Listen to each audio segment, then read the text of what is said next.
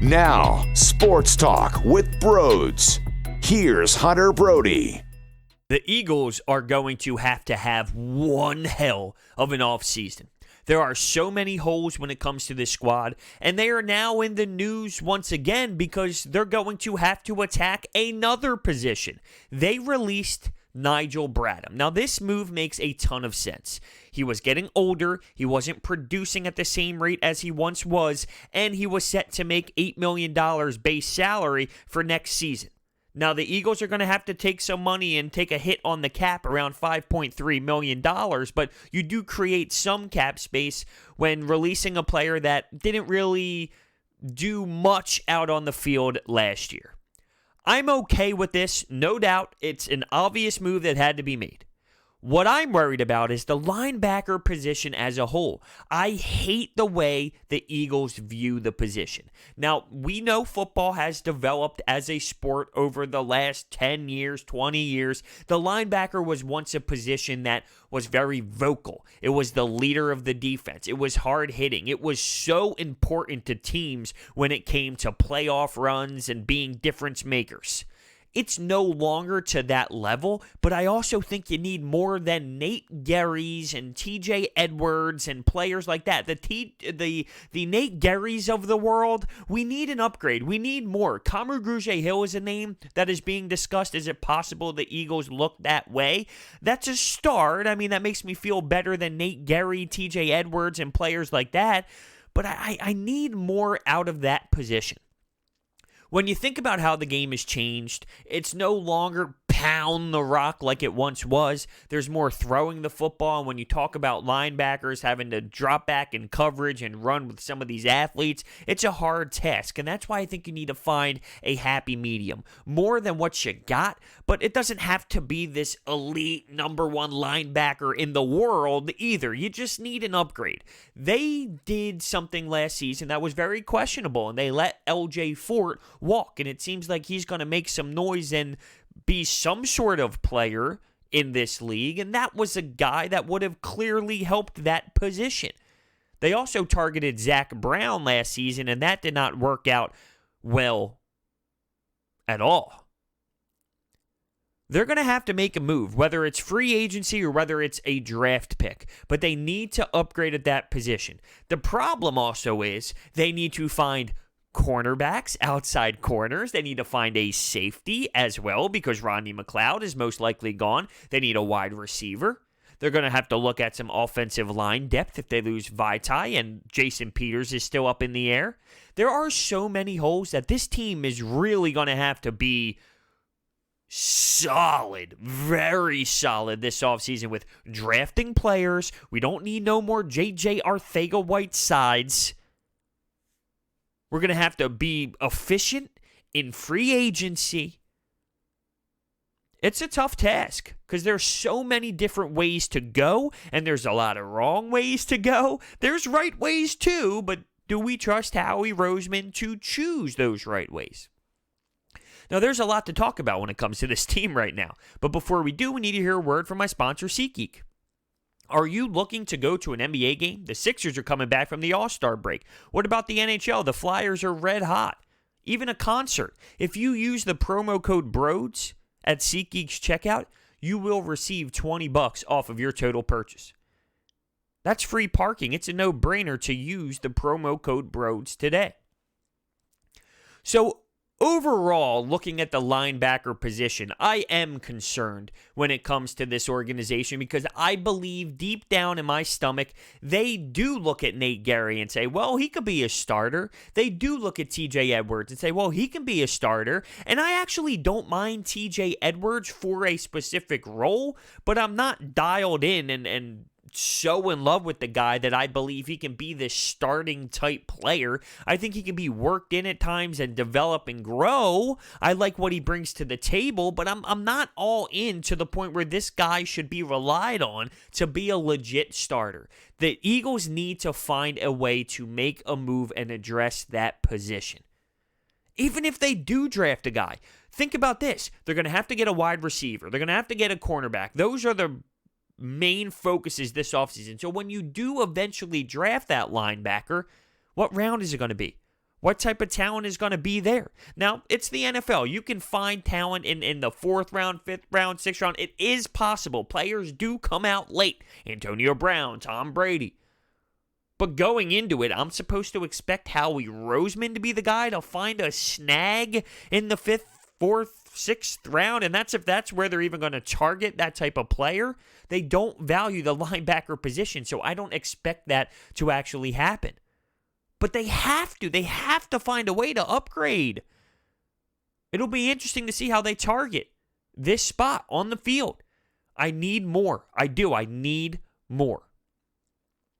So let's talk about the corners. Darius Slay is a name that has been hot in the sports world. It's been a hot item. Will the Lions trade him? What will it take? He's 29 years old. The Eagles are in a spot where they're trying to get younger. At the same time, they need to find legit players as well. Would I go and trade for someone like Darius Slay? If the price is right. If you move on from, like, say, a Sidney Jones and a pick or things of that nature, would I look into bringing someone like Darius Slay in? I would. I would also bring back Jalen Mills. If you tell me Jalen Mills and Darius Slay are your 2 outside cornerbacks, while you still have Avonte Maddox, Crayvon LeBlanc, who can play in the slot, and I know Rasul Douglas and Sidney Jones would still be in the conversation. It just depends on what it takes to go out and get a Darius Slay. So who knows if they will legitimately be here, but it depends on what the package would be like. I'm okay with moving on from Sidney Jones. I'm anti-Sidney Jones. I don't really believe in him. So, and Rasul Douglas is too slow to be a corner. Both of those guys, get out. It's fine if you can bring in a legit talent. I would be okay with that. Here's the thing, though. Jalen Mills wasn't the guy they targeted every single play last season, because when you looked at what the Eagles had back there, it was such a dumpster fire. There were other ways to target that defense. There was slop out on the field at times. Craig James, Orlando Scandrick. If Slay is shutting down one side of the field, it's possible that Jalen Mills becomes that target, and then the double moves start to really get under his skin, and then he turns into a corner that we're screaming at every single weekend. That does concern me, but I believe Jalen Mills is doable. He is an average cornerback, but if you have a good cornerback in Slay and an average corner in Jalen Mills, that is totally acceptable and worthy in Jim Schwartz's defense. Then you got to find your safety. And also, you got to bring back Malcolm Jenkins. That is something Howie Roseman is going to have to do. You have to bring Malcolm Jenkins back. I know the conversation has been get younger, don't overpay these older players. He's too important in the locker room. He's too versatile. He plays so many different positions. He's in the box. He's out the box. He's making hard tackles. He's blitzing. He's doing it all. He's way too important. He keeps the locker room together. You need to bring back Malcolm. There are too many other holes in this defense. To lose Malcolm on top of that, it would be such a brutal loss. It would be such a huge loss. You got to find a way to make him happy. You got to find a way to figure out this contract. He still has a year left, but he was pretty damn open about not being a part of this thing until it is complete. Because last season, it was the same conversation going into the season. It was, hey, I'm not going to voluntary OTAs. I'm making a stand, but I will show up when it's time. We need to restructure things, though. So he pretty much played all of last year, all the snaps, unhappy with the contract, but doing it for his teammates. He's unwilling to do that again this season, and I don't knock him. Because one hit, one bad play, one unlucky bounce, and he could lose out on a ton of money. Now, that's not a reason to not pay the man from an Eagle standpoint, because if that's your mindset, then you'll never pay anyone. Then you will never attack any sort of player. You will never give anyone any contract. Anyone can get hurt at any time. Look what happened with Brandon Brooks. He got hurt. Look what happened with Lane Johnson. He gets hurt. I mean, it's just the nature of the sport, but that can't hold you in some sort of corner to not pay the players. Moral of the story is Malcolm Jenkins needs to be attacked when it comes to Howie Roseman and getting a contract together. There's also been noise surrounding Stefon Diggs, 26 years old, a speedster, a wide receiver who can clearly get separation, and he has the type of skill where he can catch a ball 20 yards away from Carson Wentz and boom, take it to the house and explode. That's awesome. That's tremendous. It will take a lot to get him. It will also take a lot to keep him.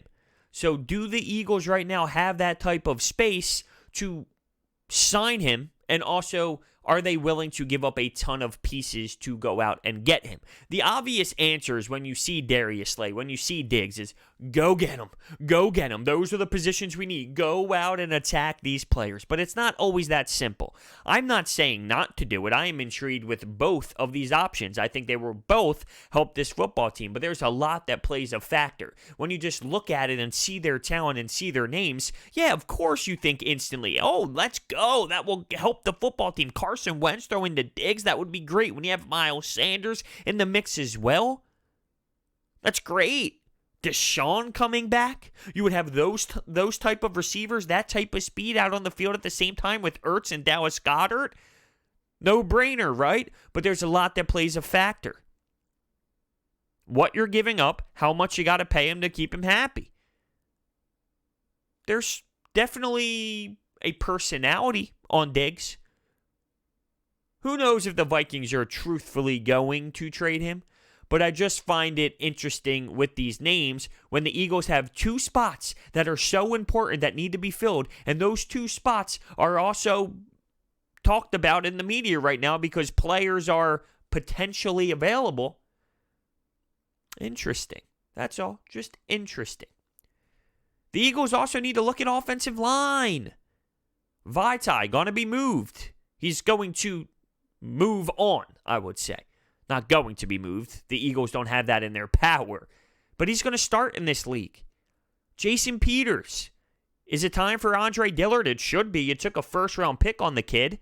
You can't have him sit again. You're not going to sit a first-round pick again for someone like JP. You're going to have to find a swing tackle, a swing type of player. Could that be Jason Peters? Is he willing to be a swing guy if needed? Because he was pretty open about not wanting to retire when last season was over. So if he's willing to stay here in Philadelphia, if he's willing to take a different role, maybe he is that guy, but he seemed pretty damn hard on the fact that he wants to start as well, and he wants to legitimately play. The Eagles have a ton of question marks, and it's almost intriguing when it comes to covering this team and following them and seeing what type of moves they're going to make and what type of avenues they're going to explore, because there's a ton of options and a ton of different players to look at in the draft and a lot to look at when it comes to trades and a lot to look at when it comes to free agency. Like, there's so many different ways to really attack this, and what is that going to be? In 2017, it almost felt like every plan worked out. Last season, it felt like every plan did not work out. One player I also didn't mention, Jordan Howard. Jordan Howard is on the market. Now, it seemed like he was a guy that was working really well with Miles Sanders, but once Miles Sanders turned into being that guy and Jordan Howard got hurt, his role clearly was not as important. Now, I would bring Jordan Howard back. Who knows what the market is going to be like for him, but there is something to be said about having that type of role, the LeGarrette Blount type role, where you lower your shoulder, you're getting those 4 yards on third down, you're pounding the rock down their throats, but then you throw Miles Sanders in the mix, and he's a totally different type of player where he's shifty, he's speedy, he can catch out of the backfield. I think they work well together because they're so different, they're so unique, and that can open up the playbook. I would be interested in definitely bringing him back. But you also have Boston Scott. What type of player is he going to be? But if you tell me Jordan Howard, Miles Sanders, and Boston Scott are your three backs going into the season, sign me up. You also have Corey Clement.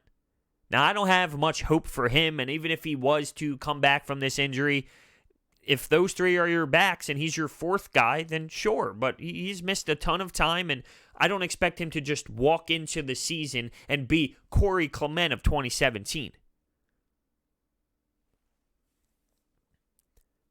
How about this? Alshon Jeffrey. what the hell are they going to do with that contract? They're going to keep him? They're going to keep him on the team? I don't think you can. I think it's time to move on. Me personally, if you got to eat it, you got to eat it.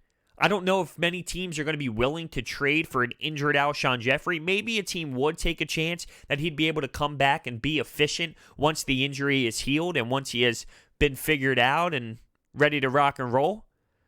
But I don't know how many teams are willing to do that. I'm not going to say a high risk if they don't give up much for him and if the Eagles are willing to just move on from him for pretty much nothing, which it seems that is a possibility. But you gotta get rid of him and gotta get him out of the locker room. Too many reports where there's smoke, there's fire. There's a problem. There's a disconnect between him, Carson Wentz, and it's clear. Now you might have to eat the dead cap, and that sucks. You saw the Pittsburgh Steelers eat a ton of money when things went down with their head cases. Alshon Jeffrey's not on that level. Absolutely not. I don't think many are. But you saw them do it. And sometimes you got to value the culture and the way things are being played out and the love and the brotherhood of the squad over the cap space. It's going to hurt. It's going to play a factor in what else you can do. But sometimes it's a positive to get rid of things. You succeed more by getting rid of something else. And that might be the case with Alshon Jeffrey. Nelson Aguilar's a no-brainer. To summarize here, though, the Eagles are in a very interesting spot. And when they cut Nigel Bradham, they open up another door to explore when it comes to free agency, draft, and making trades. But I can't deal with another season of Nate Gerry. I can't deal with another season of just slop when it comes to linebackers. It doesn't need to be anything insanely special. To be honest with you, I know it's not going to be because I've seen this organization work over the last few seasons when Howie Roseman got back his identity. He doesn't value the linebacker position, and I'm not saying you need to. I'm not saying you need to go out there and get this superstar guy. But I just need more than what we had last season. Is Kamu Grugier-Hill that type of player? I don't think he's that type of player, but he definitely helps. I feel more comfortable with him out there than I do a Nate Gerry. I just don't love that mindset. I don't love attacking the year again with them. But if you upgrade every other position, if you get Malcolm back, if you get a replacement for Rodney McLeod, if you get 2 outside cornerbacks, and then you have LeBlanc, Avonte Maddox in the slot, and you upgrade everywhere else, and you still have that hole in the linebacker spot where you do have to rock with guys, you can get away with it, and it wouldn't be the worst situation to be in the world because then you're just looking for that spot. The next opportunity that you have to somewhat attack positions or make moves. But don't just throw it away and throw it to the side instantly. Make some calls. Figure it out. How about you do what I mentioned with every other position, and then don't just put it to the side. Figure it out and get another player on top of that. That's also possible. It doesn't have to be do everything I said while attacking the outside linebackers, the outside cornerbacks, the safeties, and then, hey, I did everything but the linebacker. I'm good. No. Make that extra call. That's the way I see it. I'm done with slop at the position. I just need more of an upgrade. I would love to even upgrade the defensive line a little bit as well. You get another year older when it comes to Fletcher Cox, and Fletcher turned it on late, but a little too late. I would say I'm underwhelmed with Fletcher's season last year. He didn't really jump out at me. Brandon Graham was very solid. You're going to get Malik Jackson back, and that's a huge acquisition, really. I mean, they barely had him last season, so him being able to play as a whole would almost be like an off-season acquisition. So Malik Jackson would be huge. But what are they going to do? bring Vinny Curry back at a very low price tag. And to be honest with you, I think I would be very interested in that because I thought he had a decent role. You have an interesting story with Rush. The problem is you need a receiver. You need corners. You need safety. You need a linebacker. You need this. You need that. Where is defensive line? While saying that, though, isn't this team's identity built with the pressure? So couldn't you argue it's just as important as all the other guys? What's Derek Barnett? I'm so underwhelmed with Derek Barnett. He's a player in this league. An player who was drafted in the first round.